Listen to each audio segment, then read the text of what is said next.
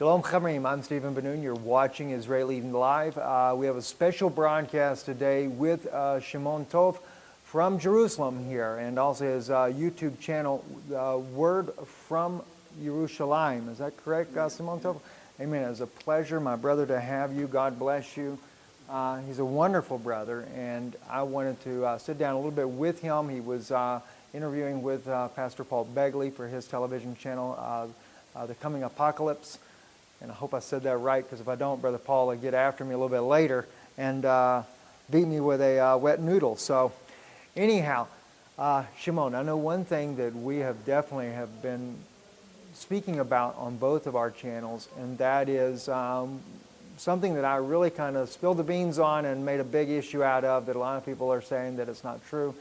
But the change, the demographic changes that have been happening, the infrastructure throughout all of Israel here, that is obviously showing that they intend to have two states here. Regardless of what others may think about that, this is something that is very obvious. I have held very strongly that the arches that were put up on Highway 1, the new highways that are being built, how they widen the Highway 1 coming up here, I have really believed that this could easily be altered into a checkpoint, although they are calling it some kind of eco-bridge, I believe is the name for it, so that the bunny rabbits can get from one side to the other. I don't know, Shimon Tov, if they really think that the rabbits are going to get it, or are they going to put signs out for them so they can get across the road. So we spent millions of dollars here in Israel to build this eco-bridge that, to me, and I believed it from the beginning, still hold to it, it is going to be a checkpoint in the near future as things change here. Your thoughts, my brother?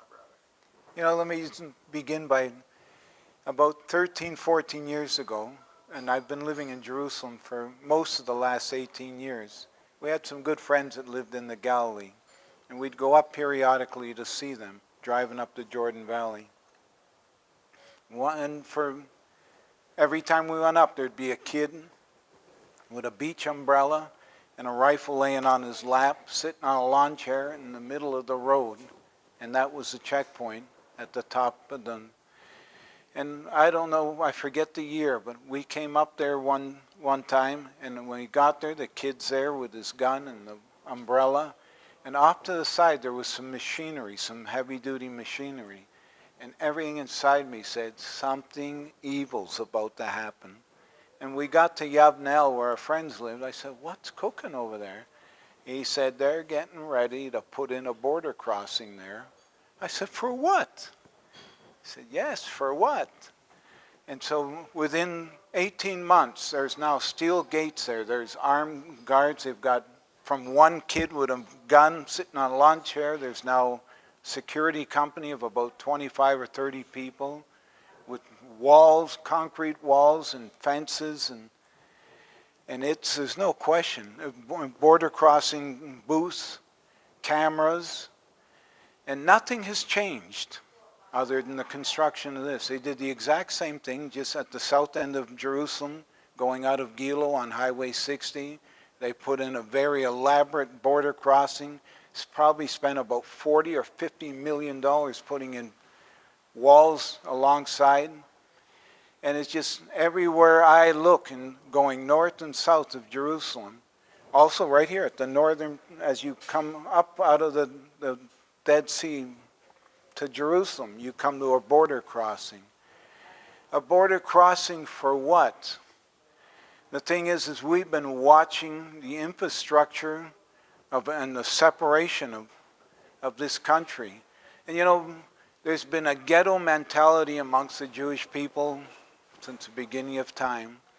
And we have this, I don't know what started it, but every time trouble comes, we build walls. And who ends up in the ghettos is us. And if you look at Israel from a map today, you'll see a wall that surrounds us and isolates us from the rest of the world. I can see that. Another thing I noticed as well, Shimon Tov, is that in Israel, or especially around Jerusalem, they even built new highways coming in from the south. They built highways coming in from the north here. And what troubles me, I know that there is plans for a third temple. I would not be against a third temple if it is a house of prayer. I have no problem with that. I have no problem with it being a third temple for the Jewish people, especially for the Jewish people. My concerns are, though, they're not going to build it per se for our people.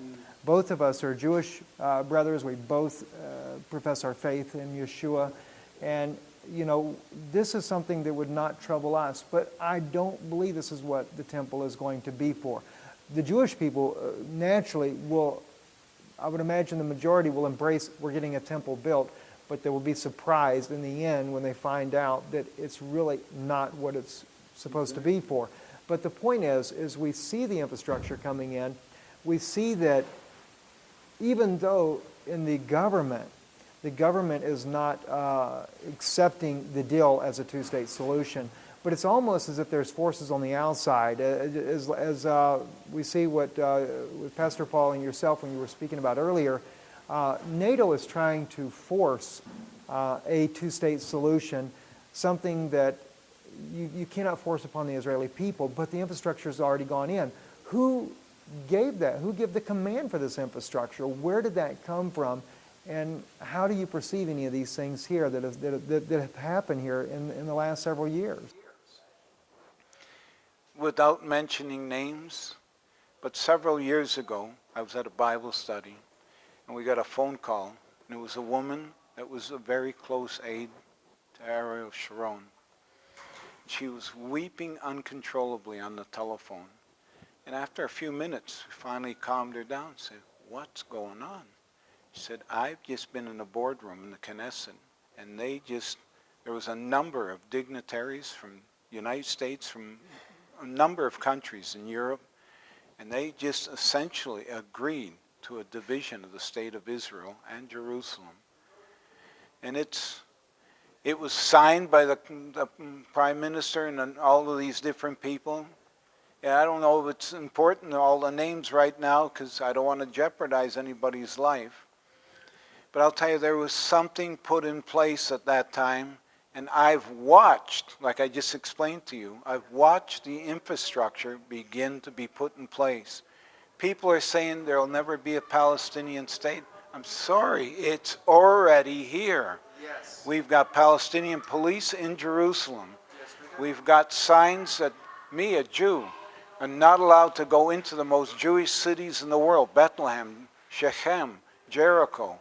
If I come to those places, there's a big sign there in red saying you're not allowed in here and you could be killed. So is there a Palestinian state being assembled? You'd have to be actually retarded not to say yes, because it's there. It's in you. Well, you know, Shimon Tov, this is what I have been saying all along. The state was already done. I did not know the details that you have just shared. Now, this would make sense why Netanyahu has been fighting all this, but the thing is, if he's fighting something that's already approved, it's not that from his own heart he's not trying to get this to be turned around or to stop or whatever the case may be, or even others that are in the Knesset that are trying to stop this from coming to pass. But unfortunately, they can't. I've said it for almost a year now, maybe longer. The two-state solution is no longer a solution. It's a done deal. It's already been done. People are looking for something that's long been done, and now we see that the proof is there, and we don't need any more names. Just the fact that we know who was in power at the time is Ariel Sharon. That says it all, and that's where the land was divided, and it's sad for our people. Now, just for the sake of time, because I don't want to keep you, you've been long enough. Thank you so much for being with us today. I would like to ask one final thing. I have had a lot of respect for President Putin for going to Syria, but I've also known that President Putin went there because he signed a deal for the oil and natural gas off the coast of Syria, as well as for oil rights inside of Syria with Bashar al-Assad. So to me, and he's been very open, he hasn't hid anything. He said it was for his own national interest. He's gone there to protect Assad against the United States, NATO, who have been trying, along with Turkey and Saudi Arabia, to overthrow Assad.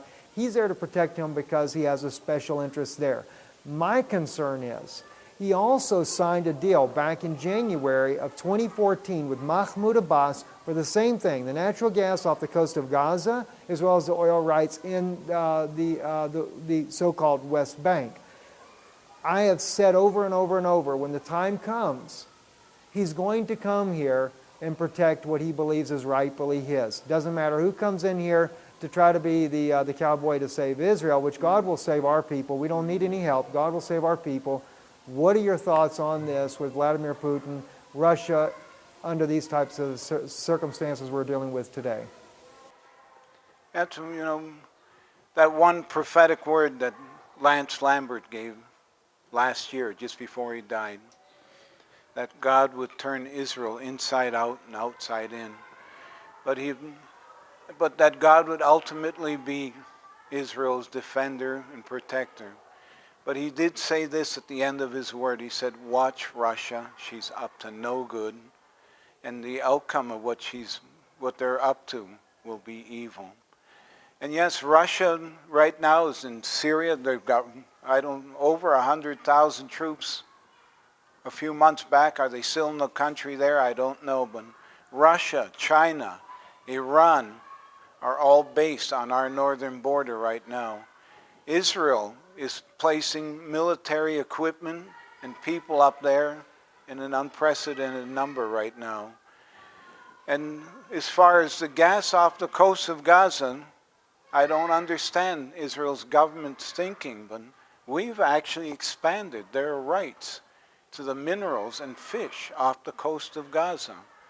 What's the incentive? What do we get in return is not being expressed. But are there those that are watching and seeing the benefits of taking over this country, helping to our enemies to succeed? Yes, and Russia definitely being one of them.